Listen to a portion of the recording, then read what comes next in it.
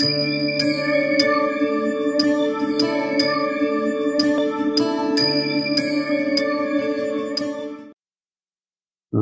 To life horoscope.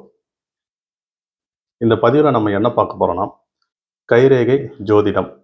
ஆண்கள் வலது கையை பாருங்கள், பெண்கள் இடது கையை பாருங்கள். இப்போ சொல்லக்கூடிய ரேகைகள் சொல்லக்கூடியது டாப் 5 கைரேகைகள். இதில் பாசிட்டிவும் இருக்கும், உங்களுக்கு நெகட்டிவும் இருக்கும். அந்த அமைப்படி பார்க்கும்போது இந்த சார்ட்டை பாருங்கள். சனி மேடை நோக்கின மாதிரி உங்களுக்கு ஒரு ரேகை 3 கட்டுகள் சொல்லக்கூடிய சனீஸ்வரன் விரலில் இருக்கக்கூடிய 3 கட்டுகளையும் கனெக்ட் ஆகக்கூடிய அமைப்பில் ஒரு ரேகை சொல்லக்கூடியது மேல் நோக்கின கோடுகளாக பயணிக்கணும். அந்த மேல் நோக்கின கோடுகளாக பயணிக்கக்கூடிய அமைப்பில் உங்களுக்கு தொழில் சார்ந்த விஷயங்களில் பயணிக்கக்கூடிய மனிதர் சொல்லக்கூடியவங்க தான் நீங்கள். உங்களுக்கு இந்த ஜாப் சார்ந்த விஷயங்கள் உங்களுக்கு சப்போர்ட் பண்ணாது. பிஸ்னஸில் நல்ல ஒரு மல்டிபிள் பிஸ்னஸ் பண்ணக்கூடிய அமைப்புள்ள நபர் சொல்லக்கூடியவங்க தான். ஏன்னா சனீஸ்வரன் தான் உங்களுக்கு தொழில் காரகம்னு சொல்லக்கூடியவங்க. அந்த சனீஸ்வரன் மேடும் உங்களுக்கு நல்ல ஒரு பொசிஷனில் இருந்து, அதே மாதிரி சனி ரேகை சொல்லக்கூடியதும் உங்களுக்கு மேல் நோக்கின கோடுகளாக உங்களுக்கு 3 கட்டுகளையும் இடையில பயணிக்கக்கூடிய அமைப்பில் உங்களுக்கு அடுத்த வரக்கூடிய ஜென்ரேஷன் சொல்லக்கூடியவங்களும் உங்களோட தொழிலை எடுத்து மூவ் பண்ணி கொண்டு போகக்கூடிய ஆற்றல் கூடிய அமைப்பு தான் இந்த மாதிரி கைரேகை இருக்கிறவங்களுக்கு. அப்போது தொழில் மூலிமா மல்டிபிள் பிஸ்னஸ் பண்ணி பெரிய அளவில் வளர்ச்சிகளை நோக்கி பயணிக்கக்கூடிய கைரேகை இந்த மாதிரி ரேகை உங்கள் கைரேகையில் இருக்கான்றதை நீங்கள் செக் பண்ணிக்கோங்க. நெக்ஸ்ட்டு இந்த சார்ட்டை பாருங்கள். இந்த சார்ட்டில் உங்களுக்கு விதி ரேகை சொல்லக்கூடியது கரெக்டாக சனீஸ்வரன் மேடை நோக்கின மாதிரி பயணிக்குது. இந்த விதி ரேகை உங்களுக்கு சனீஸ்வரன் நோக்கின மாதிரி பயணிக்கூடிய ரேகை கரெக்டாக உங்களுக்கு இந்த கீழ் செவ்வாய் மேடு சொல்லக்கூடிய அமைப்புலேருந்து ஒரு ரேகை அப்படியே கிராஸ் கோடுகள் வருது பாருங்கள். இது பொருளாதார சார்ந்த விஷயங்களில் உங்களுக்கு ஒரு தடைகளை காட்டும். நல்ல ஒரு வளர்ச்சிகளை நீங்கள் தொழில் ரீதியான விஷயங்களும் சரி, ஜாப் சார்ந்த விஷயம் சரி, தடைகள் இல்லாமல் நீங்கள் பயணிச்சுட்டே இருப்பீங்க.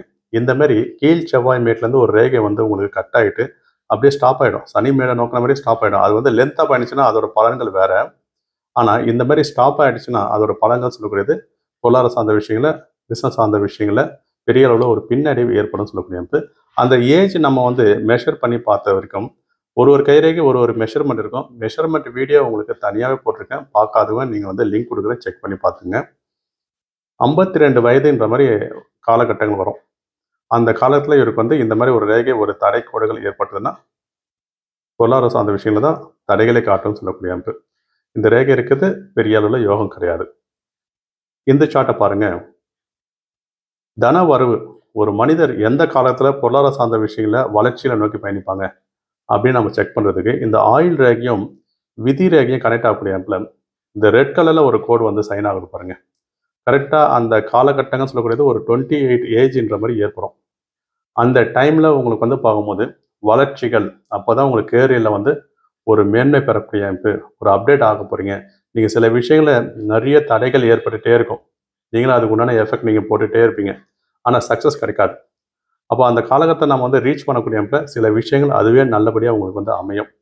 நல்ல மனிதரோட உறவு, நல்ல மனிதரோட கனெக்டிவிட்டி சொல்லக்கூடிய அமைப்பு மூலிமா நீங்கள் கேரியரில் பொருளாதார சார்ந்த விஷயங்களை வளர்ச்சிகளை நோக்கி பயணிக்கூடிய ரேகை சொல்லக்கூடிய தான் இந்த மாதிரி ரேகை.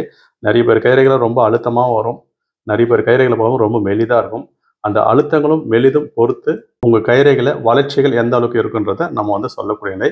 இதுக்கு முக்கியமாக குருமேடு ரொம்பவே ஆரோக்கியமாக இருக்கணும். அப்போ இந்த மாதிரி கைரேகை இருக்கிறவங்களுக்கு ஏஜ் மெஷர் பண்ணி பார்க்கும்போது எந்த காலத்தில் இவங்க வளர்ச்சிகளை நோக்கி பயணிப்பாங்கிறத சொல்லக்கூடிய நிலை. ரொம்பவே ஆரோக்கியமான சைன் சொல்லக்கூடிய தான் இந்த ரேகை. நெக்ஸ்ட்டு இந்த சார்ட்டை பாருங்கள். இந்த இருதயம் சம்மந்தப்பட்ட விஷயங்களை சில பேருக்கு எந்த காலகட்டத்தில் இருதயம் சார்ந்த விஷயங்களில் ப்ராப்ளம் ஏற்படும்.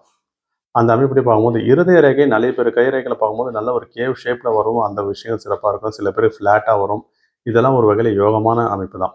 ஆனால் இந்த இருதய ரேகையில் இந்த பிளாக் கலரில் உங்களுக்கு மார்க் பண்ணியிருக்கேன் பாருங்கள்.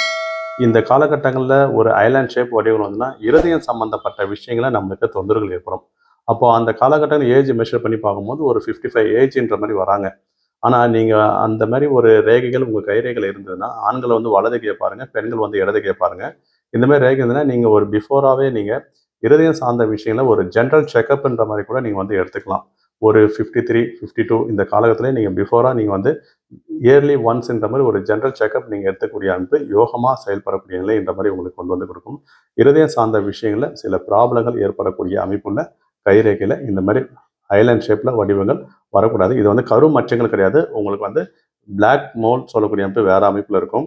இது பார்க்கும்போது ஒரு ஐலாண்ட் ஷேப்பில் வடிவங்கள் வருது. அது உங்கள் ஆயுள் ரேகையிலையும் விதி ரேகையிலையும் கம்பேர் பண்ணும்போது அது என்ன மாதிரி இம்பாக்ட் தரும்ன்றதை சொல்லக்கூடிய அமைப்பு. பொதுவாக இருதய ரேகையில் இந்த மாதிரி ரேகைகள் வருது சிறப்பு கிடையாது. நெக்ஸ்ட்டு இந்த சார்ட்டை பாருங்கள். இருதய ரேகை, புத்தி ரேகை, ஆயுள் ரேகை, விதி ரேகை சிறப்பாக இருந்து சந்திரமினத்துன்னு ஒரு ரேகை வளைஞ்ச ஷேப்பில் வந்து அது விதி ரேகையோட கனெக்ட் ஆகிட்டு ஆயுள் ரேகையோட கனெக்ட் ஆகிடுச்சுன்னா பழக்க வழக்கங்கள் சொல்கிறது பேட் ஹாபிட் சொல்லக்கூடிய அமைப்பு. ட்ரிங்க்ஸில் அடிக்ட் ஆகிடுது. சில பேர் விஷயங்கள் பார்க்கும்போது ரொம்ப ஒரு நெகட்டிவான விஷயங்களை ஃப்ரெண்ட் சர்க்கிள் அமைப்பில் சேர்ந்து ஒரு கெட்ட பழக்கத்தில் அவங்களே வந்து ஈடுபடக்கூடிய அமைப்பு. அதில் மூலிமா இவங்க உடல் ஆரோக்கியத்தில் சில தொந்தரவுகள் ஏற்படக்கூடிய அமைப்பு. இந்த மாதிரி சில தொந்தரவுகள்லாம் இவங்களுக்கு விதிரேகையும் ஆயுள் ரேகையிலையும் கனெக்ட் ஆகக்கூடிய அமைப்பு. இவங்களாம் நட்பு வட்டாரங்களை குறைச்சிக்கணும். அந்த காலகட்டம்லாம் பார்க்கும்போது இவங்களுக்கு ஆயுள் ரேகையில் கனெக்ட் ஆகக்கூடிய ஏஜ் சொல்லக்கூடியது தான் ஒரு 57ன்ற மாதிரி ஏற்படும்.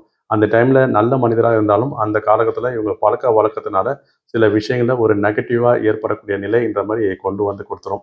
அந்த அமைப்பு அந்த அளவுக்கு சிறப்பு கிடையாது சொல்லக்கூடிய அமைப்பு. அப்போ இந்த மாதிரி ரேகைகள் இருக்குது ஆரோக்கியமற்ற அமைப்புன்னு சொல்லக்கூடிய நிலை. சரி, இந்த பதிவில் உங்களுக்கு ஏதாச்சும் டவுட் இருந்ததுன்னா கமெண்டில் தெரிவிங்க. இந்த சேனலை லைக் பண்ணுங்கள். உங்கள் நட்பு வட்டாரங்களை ஷேர் பண்ணுங்கள். அடுத்த ஒரு நல்ல ஒரு பதிவில் சந்திப்போம். நன்றி, வணக்கம்.